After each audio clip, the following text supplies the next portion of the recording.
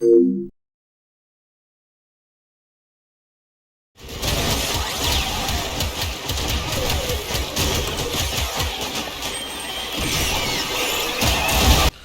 up, my ninjas, and shout out to all the ninjas throughout the Omniverse. It's the man OMNI, ETC, Omni, etc. I'm here today to bring you my Atlas build. There are many like it. This one is mine. The Dancing Stone. Without further ado, let's get into the build. So to kick things off, let's start with the abilities. Alright, so Atlas's passive makes him immune to all knockdowns as long as he's in contact with the ground. So as long as he's on the ground, he will not get knocked down. That is a great passive to have, especially for a melee character.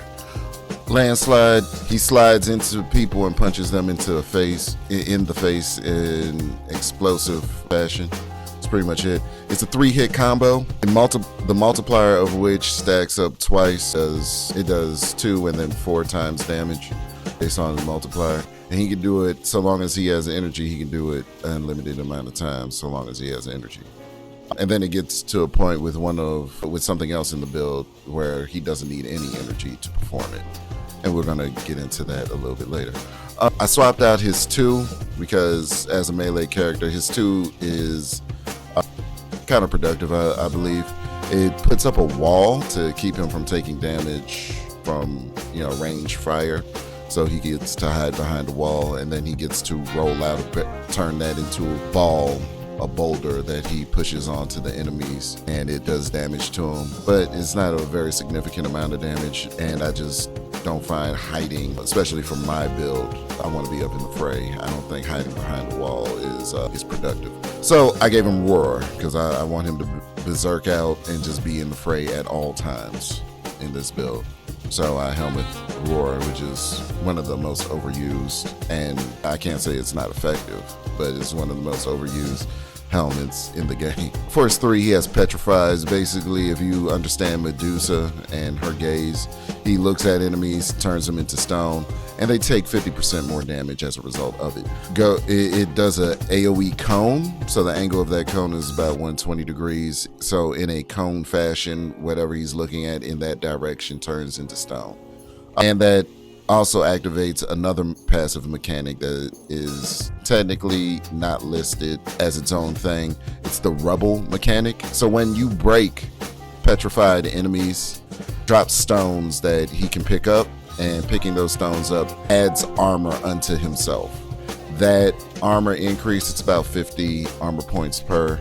It stacks up to 1,500 max armor points is what it stacks up to. So he has a significant amount of armor that he's dealing with, and he starts with a significant amount of armor.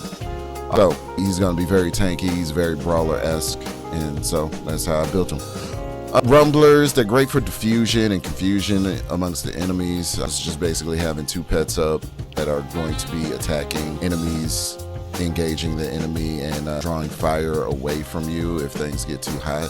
This is a decent mechanic to have, as well as when they get dismissed or they get killed or the timer runs out, they themselves drop rubble. That rubble dropping also goes into his mechanic. 50 per rumbler drops rubble, and it drops 50 rubble per rumbler, pardon me. And you can activate and then deactivate and activate just to stack up some more armor early on in the game or whenever you see fit. So with that said, another note, I have to mention this. His 1 is his main damage ability. With that 1 ability, it goes based off of impact damage off of the melee. The melee weapon equip. So the melee weapon equip is very important for his first ability. It goes off of the stats of the melee weapon equip, and it favors impact damage. Alright, with that, let's get into the Archon Shards. As you see, I have violet shards throughout the build. I got 3 violet shards and 2 yellow. The 3 violet are melee critical damage, and while his energy is over 500, that boost is doubled. So we're looking at over 70 I want to say 74%. Yeah, 74%. We're looking at about 74% increased melee critical damage per shard. So substantial amount of melee critical. He's going to be punching people in the face and bringing it right to them. And of course, I like to start the missions off with some energy, so I have max energy filled on spawn and casting speed just to hurry up certain animations, make them a little bit quicker. Let's go into the mods. All right. So the things that I was focused on mod-wise was damage mitigation, ability strength, and energy return. He already has health return via the rubble mechanic, so I'm not really concerned about him getting health back because petrified enemies are very easy to break. They might as well be glass. But I needed him to be able to generate energy, do so while he's in the fray, and also do so in case there's a Dante in the party. I don't want to be without some form of energy return. So we have vitality to boost his health. We have steel fiber to boost his armor, pretty basic stuff.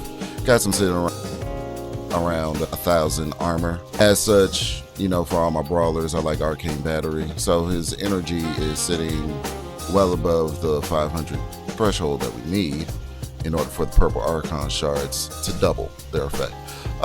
Steel charge, basic for melee builds. Power drift, knockdown chance resist is inconsequential due to his passive while he's on the ground, but this also will go for when he's in the sky, as he is the dancing stone. Understand? So he's going to be jumping up, he's going to be rolling about. We have rolling guard, to make him invulnerable for certain amounts of time and wipe all status effects off of him. We got intensified, blind rage, and rubble heap is the augment, and it augments his passive rubble mechanic.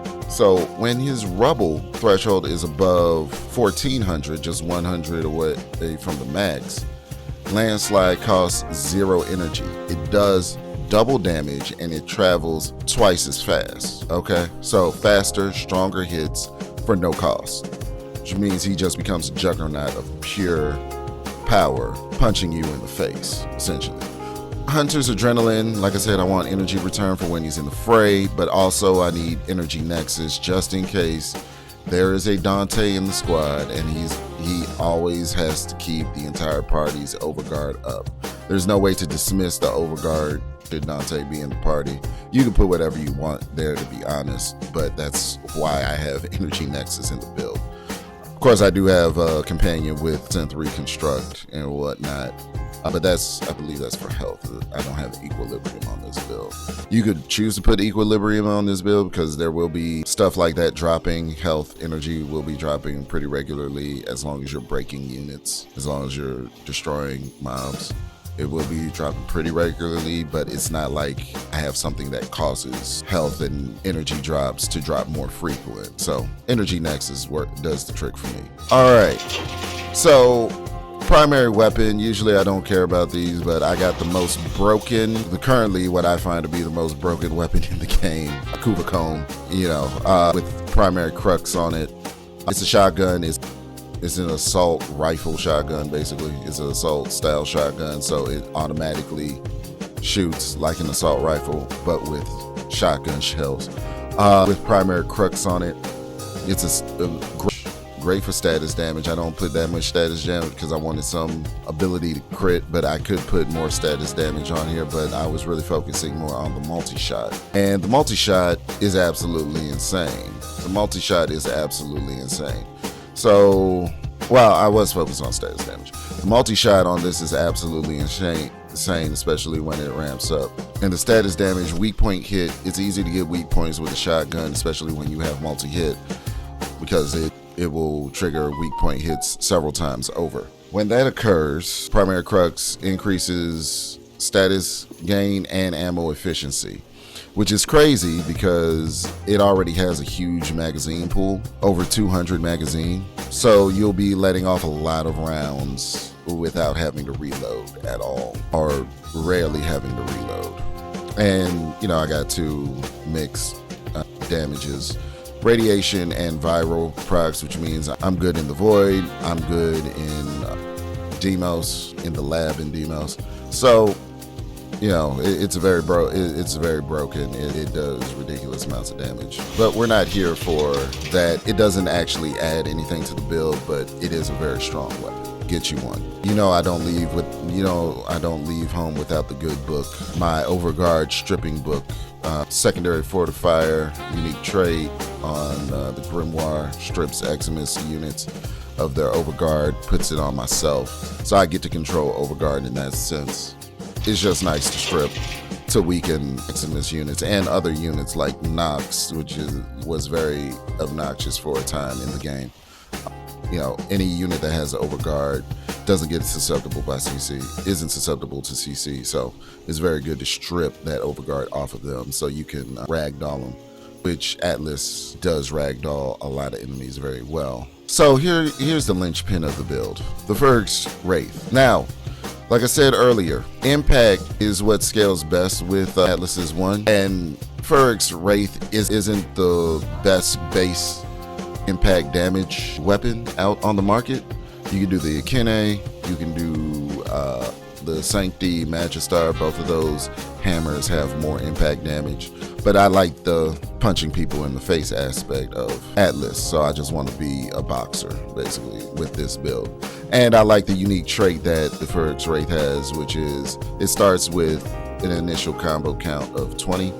So when you use things like Blood Rush, which is in this build, the critical chance multiplier is already up. So you're already critting at the start of the game, which melee duplicate for the base critical hits, the yellows, I think some of the oranges too, they will be duplicated. So you're doing decent damage at the start. Now, when you get up into the red big crits, I don't think melee duplicate actually affects those. However, you'll be doing so much damage at that point in time, you won't really care.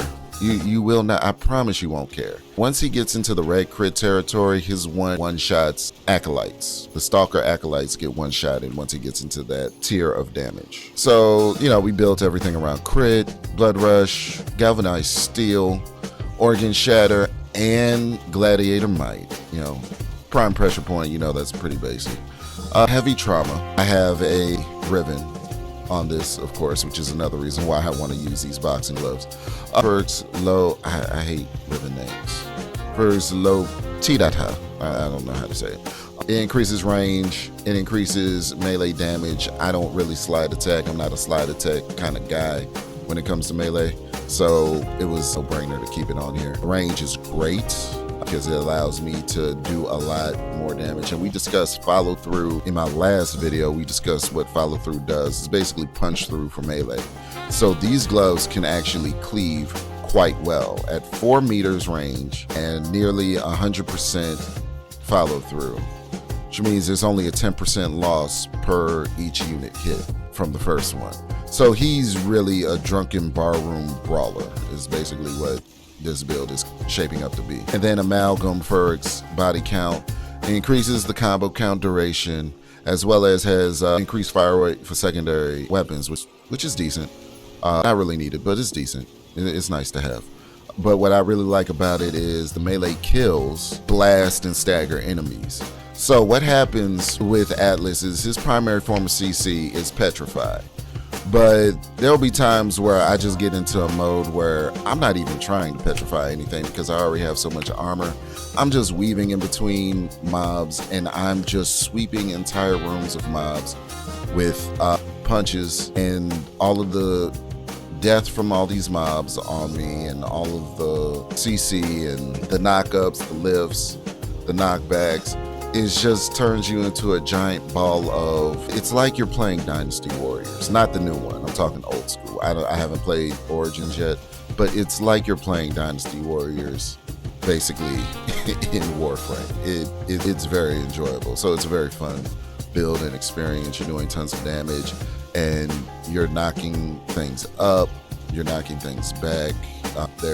You're wrecking face at every point. Of course, this is a melee build, so I have to have my Narmon equipped. I suggest that you get on it and you get your Narmon. And yeah, so the Dancing Stone, I forgot I need to add the Arcane. So the Arcane, I talked about Arcane Battery, but I didn't talk about Arcane Double Back. So with Arcane Double Back, your parkour moves, the dodge, the double jump, and bullet jump grant you 21 damage resistance for each one. Well, it goes up to 25, so it'll be a total of 75 when you have all three. Now, I can either leave it here like that, or I can do Molt Reconstruct if you actually want more health return. I definitely advise Molt Reconstruct because you will be using your one often, so it just makes sense that you can get that HP return for using your 1 and your 3, your Petrify and your Landslide, because you'll be spamming both pretty much. But double back, this allows you to control how much damage you're taking on top of the armor mitigation, the armor points for mitigation. This allows you further damage mitigation, and it's 1 per each, right? So if you dodge, of course, you know Rolling Guard is going to kick in for the dodge, but for that 7 seconds that it's on cooldown, you'll still have 21% damage resistance. For double jump, that's an additional 21. So it's 1 per each action. You can't dodge twice and then get 42% damage resistance. It's only 1 per each action. So I like it because I like to jump up. I like to slam, do slam attacks, jumping up into the sky, bullet jumping up into the sky, double jumping up into the sky, and slamming down on a group of enemies that are petrified by my petrified gaze, and then continue to go on through the fray. So just that added damage mitigation for the rare moments, for the in-between moments where Rolling Guard isn't active and cannot be casted on Atlas. So it makes him very tanky, and he's doing so much damage by way of the melee weapon and by way of Landslide that it really doesn't affect the damage output of the build that much. I'm sure it doesn't affect the damage output of the build that much. Now, if y'all have another Arcane in mind, I would love to know what you all would put on this build, as y'all have been very effective and very vocal about ways that I can make builds a little bit better. But with that, that's my build. Let me know what you think in the comments of this build. Try it out for yourself, see how it works for you. Peace, love, health, wealth to you all. Until next time. Spore contamination is getting out of hand. Start holding your breath.